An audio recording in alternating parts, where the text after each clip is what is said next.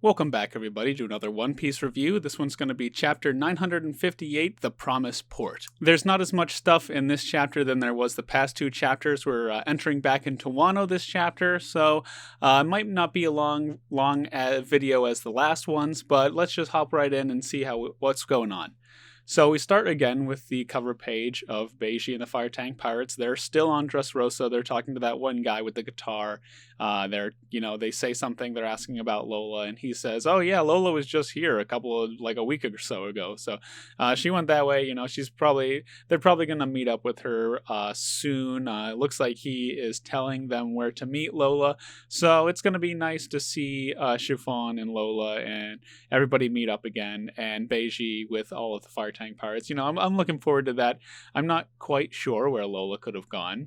I don't know why she was back in the New World right now. She was in the Grand Line, Paradise, when we last saw her at Thriller Bark. Not sure why she came back to the New World, but who knows? Maybe we'll find out next cover page. So we start off this chapter with a flashback on the Roger crew, the Roger Pirates. Basically, it's Odin just telling Roger that he's glad that he joined up with everybody and joined Roger on his final voyage. Roger's drinking, and Crocus is kind of getting all ticked off at him. He's like, you shouldn't be drinking like that. You're sick. He's kind of reacting like how Chopper would whenever Luffy doesn't listen to Chopper's medical advice. It's pretty funny there, little parallel seeing that. And then Roger says that they should be the ones that are grateful that he joined them. I guess Odin was a pretty large force to deal with. I'm not sure why Roger would say that he's grateful that Odin joined them, but he must have been quite the presence, if so. And then we get Rayleigh and Shanks and Buggy. They're like, "Oh, we can, help you, Odin, with your problem back in your homeland. We'd love to help." And Odin's like, "No, this is a problem for me. I need to take care of it myself." He then goes on to say that he never understood why Wano has closed borders, why it's closed off to the rest of the world. And that makes sense, seeing as that Odin, joined Roger and Whitebeard. He left Wano, so he probably feels that way. Everybody should experience the outside world. He doesn't understand why the borders are closed and, they don't get the influence from the outside world. He also says that seeking to become the shogun after leaving Wano for so long, it's kind of selfish, but he thinks that he can definitely do it with the help of the 9 Red Scabbards, so he has a lot of faith in them. We're not really sure of the motivation of why Odin left Wano to join Whitebeard and Roger on his final journey.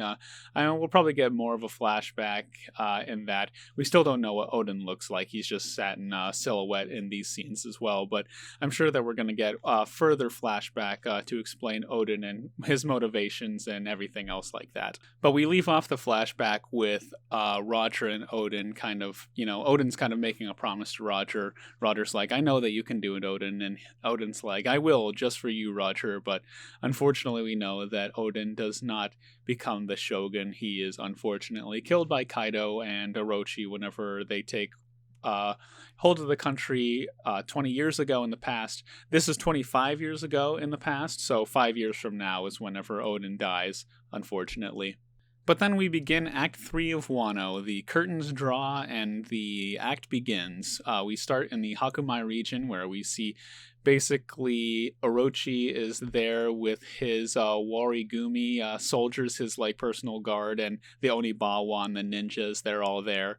They're basically just celebrating. They're leaving the Hakumai region, Port Habu.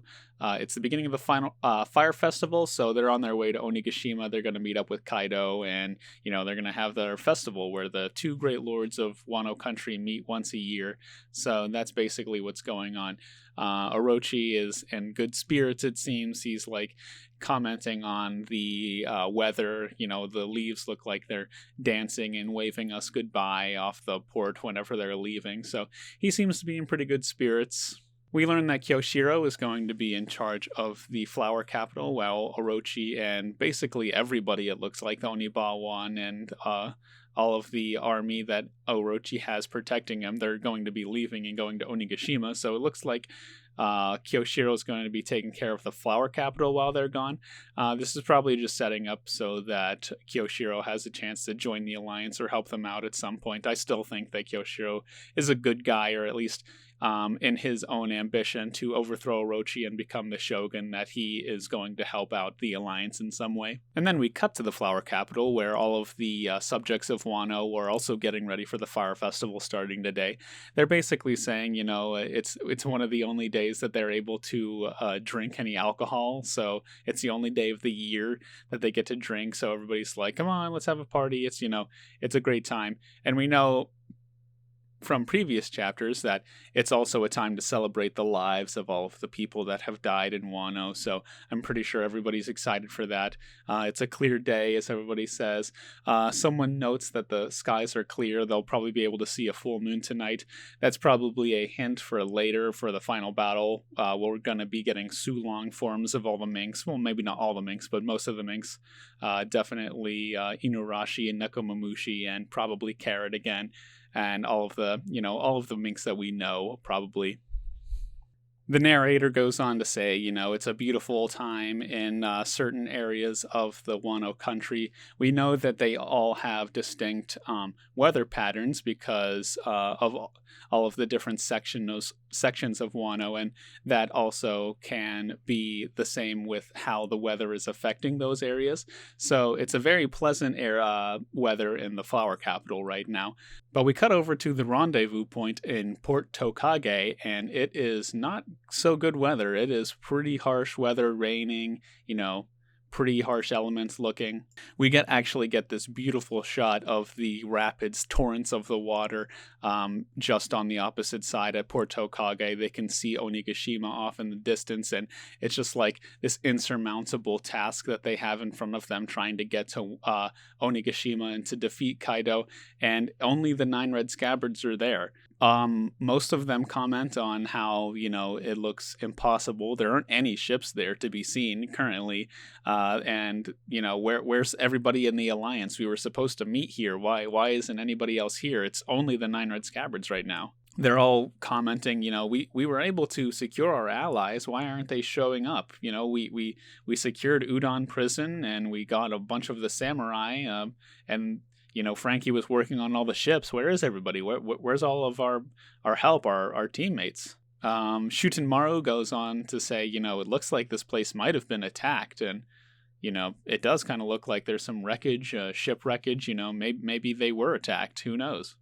Oh, I forgot to add. I just gotta say that Okiku looks incredibly badass in her armor. We saw that she wore a mask in the Udon prison a couple of chapters ago. She's like all get it out in this kind of Oni mask and helmet and armor and stuff. She looks really great.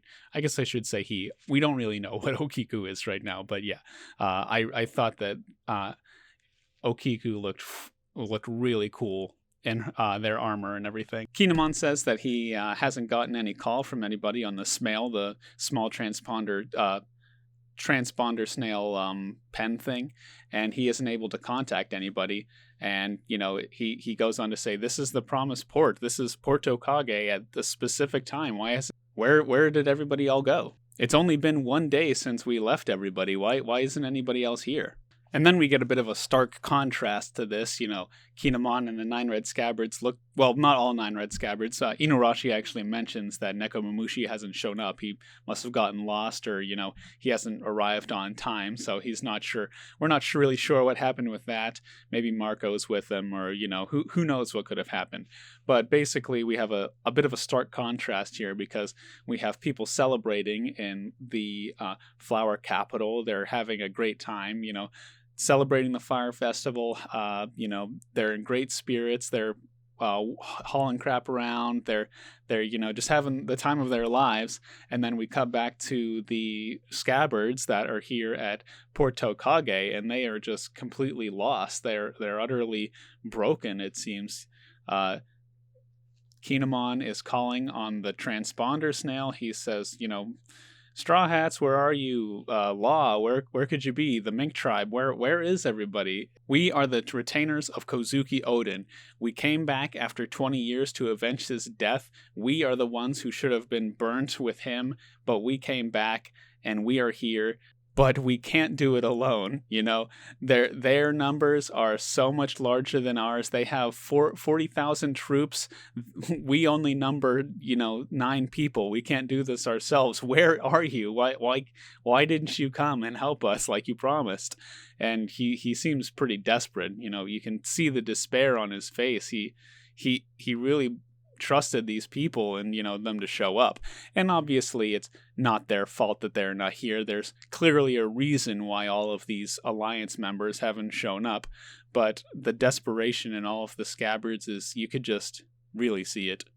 Kanjuro seems to be one of the only ones that really has a sense of things. He's like, there's no reason why they would leave us in our time of need like this. Something must have happened. They're good people. They wouldn't just abandon us like this. Shutenmaru, it's kind of funny. He's like, after Kinemon's kind of rambling and calling and pleading for people to show up, Shutenmaru's just like, Kinemon, that's enough. Look at this, these turbulent waves, this cloudy weather. Even the gods have turned their back on us, Everybody, we hardly stood a chance as it is. So, and then that's whenever Kanjuro says that, obviously there was another reason nobody else has shown up. Something must have happened. They're good people. They wouldn't just leave us like this. But on the final page of the chapter, we see Inuarashi. He's kind of wading in the water, and he finds the boat and he picks it up. He's like, enough of this. We've waited so long. We're going to do this no matter what. He picks up the boat. He says it still looks usable. And Momo, he's basically just like, Inuarashi, stop this foolishness. We can't go on this boat off to Onigashima. Look at these waves. We need something more substantial. But Inuarashi, he looks determined. He wants to make sure that his will and the will of Kazuki Oden and the 9 Red Scabbards is taken care of. They waited 20 years to go take on this raid of Kaido and Orochi. They really want to get it done. It's something that they've been waiting for a long time. But the final 2 panels of the chapter, the narrator comments that Orochi had an incident occurred last night, and it zoomed in on Orochi. We kind of implied that he planned something. He kind of overtook or ambushed some of the alliance members, because we know for a fact that he knew that the alliance was happening. He might have been informed by somebody, or he's just so paranoid that he believed that he was going to be attacked on the night of the fire festival. He claimed to believe that it was a false report from the Udon prison. Whenever he got the call from the prison that said everything was fine, he didn't believe that. And so we were led to believe that he was informed by somebody about the alliance and where Lady Hiyori's location was in the Ringo region. So I'm curious to see what Orochi might have done. Clearly he had some scheme. He intervened so that all of the alliance members wouldn't show up. I'm not really sure what could have happened. We had a bit of a time skip, especially with the end of Act 2 and the bits of chapters in between. We don't really have any connection. The only thing that we can do right now is just speculate. But I'm imagining that Orochi basically sent all of his forces out to go take care of what he believed to be the alliance that was coming for him during the fire festival. Probably the Onibawan. They were probably sent out to go take care of some people. I doubt that anybody is captured, but I guess we'll just have to wait until the next chapter to find out. Unfortunately, next week is going to be a break, so we're not going to get our answers too soon. We're going to have to wait 2 weeks to find out what exactly happens. But I'm eagerly looking forward to the next chapter. I kind of wish that we would have had a break last week after the end of that chapter with, the huge news of all of the Yonko's bounties and, all of this rocks information that dropped on us. I feel like that would have been a more appropriate time to have a week break before the start of the... And then you could have just started off the Act 3 of Wano fresh instead of starting off with one chapter and then having a break in the week. But I'm not gonna complain too much. I know that Oda needs his breaks and everything, and it's his story. He'll tell it how he wants, basically.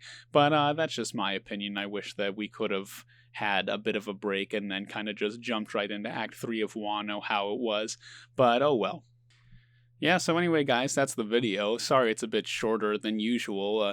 It was a bit of a shorter chapter today. I might have said that earlier at the beginning of the video. Like, it was a bit of a shorter chapter, and not a whole lot happened, just a little bit of setting up for the beginning of Act 3. Let me know what you think down in the comments. You know, what do you think happened to all of the members of the Alliance that they didn't show up? You know, what Orochi could have possibly schemed. Let me know what you think is going to happen with Kyoshiro being the leader of the flower capital while everybody's away at the fire festival on Onigashima.